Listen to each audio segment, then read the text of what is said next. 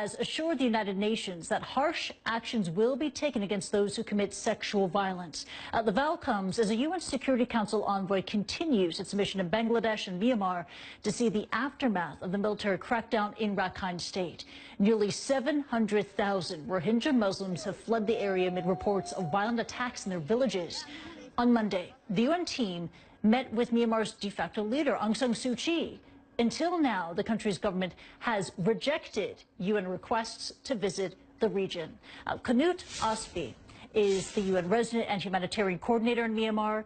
He joins me now from Naypyidaw via Skype. And sir, thank you so much for joining us here in the program. A lot of questions to ask you. First, your meeting with Aung San Suu Kyi. The UN Security Council delegation met with her. The group pressed her for access into Myanmar. Was she receptive to that message? Thank you very much. It was a very useful exchange of views.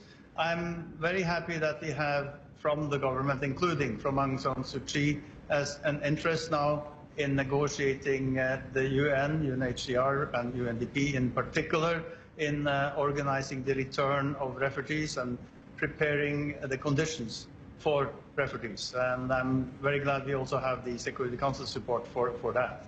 And in that meeting with Aung San Suu Kyi, did you get the sense that Aung San Suu Kyi is acknowledging that, yes, this is a crisis? Or is she still in denial of the crackdown, of what caused nearly 700,000 Rohingya Muslims to flee her country?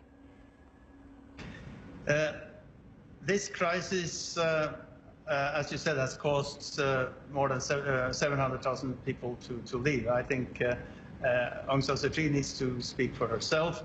But we are very glad they are willing to negotiate the return of refugees in a conditioned, voluntary and dignified manner. There's still some negotiations left before we can conclude an agreement, but I'm very optimistic that we can reach a situation where there can be the return of refugees in the right conditions. Okay, got it. You also managed to get access to Rakhine State. That's the area from which the Rohingya fled. When the group traveled and was able to assess Rakhine, did you manage to get an accurate assessment of what happened? We flew over with a helicopter. We visited several villages and we visited areas the government is preparing for returns. The overflight with helicopter is a quite dramatic sight. The landscape is quite empty, it's quite opposed to the Cox's Bazar area on the Bangladesh side, which is extremely crowded with refugees. The landscape is full of sites where villages have been burnt and later on bulldozed. The conditions, of course, are not quite ready for return yet.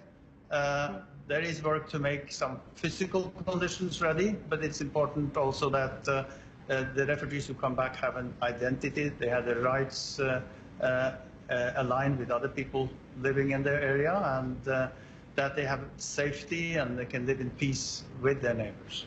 As you say, the conditions are not quite right for the Rohingya Muslims to return to Myanmar.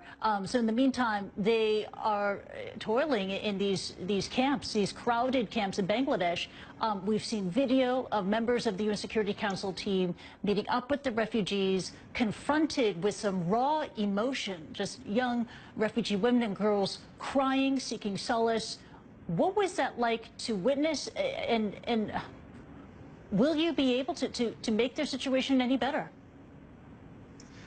The refugees in Bangladesh are in a really dire condition, and the monsoon coming up in a few weeks might become a disaster within the disaster. They have very few options on where to go.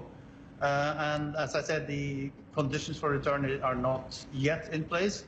But I think what we need to do is to focus on how the conditions can be made ready so people can return. I think this is, in spite of the difficulties, probably the best option.